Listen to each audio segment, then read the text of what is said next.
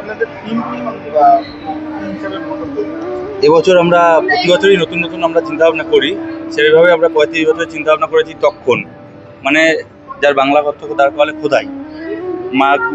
Johannes Gutenberg জার্মানিতে যখন ছাপাখানা আবিষ্কার করে তারপর থেকে আজ অবধি যেই এখন দেখি ব্যানারের চল, সেই সময় থেকে ছাপাখানা আবিষ্কারের পরে থেকে ব্যানারের যে চল, তার মধ্যবর্তী সময় কাঠ, লোহা এবং পাথরের ওপর খোদাই করে যে শিল্পকর্ম ফুটিয়ে তোলা হতো, সেগুলোই আমরা আবার তুলে ধরেছি আমাদের মণ্ডপে। মণ্ডপ ঢুকেই বিভিন্ন জিনিস দেখা আছে, বিভিন্ন ছাপার অক্ষর রয়েছে। কি বলবে, কতটা মানুষ সারা পায়? ছাপার বিবর্তন এখন রিক্সায় পুরো ঢল, রিক্সার ঢল এখানে নেমেছে। পুরো রিক্সার মানুষ এখন কোরাসে কী হয়েছে সেটা দেখার জন্য উৎফুল্ল হয়ে আছে।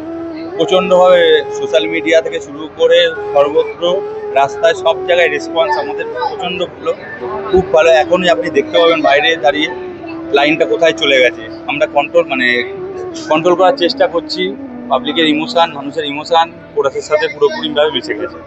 ঠাকুরের বিশেষত্ব দেখা যাচ্ছে, ঠাকুরটা কি পাথরের ঠাকুর? ঠাকুরের বিশেষত্ব বলতে আমরা যেমন আগে বললাম যে আমরা তিনটের ওপর কাঠ, পাথর এবং লোহার ওপর যে খোদাই হয় তার ওপর এই থিমটা করেছি।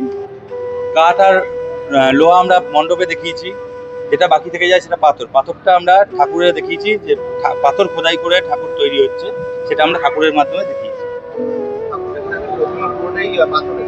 পাথর আছে, ক্লে আছে, পাথর, ক্লে এবং লোহার সংমিশ্রণে তৈরি। আমার নাম প্রত্যুষ মুখোপাধ্যায়। মণ্ডপের নাম হচ্ছে কোরাস। আমি হচ্ছি কোরাসের পুজো কমিটির সেক্রেটারি।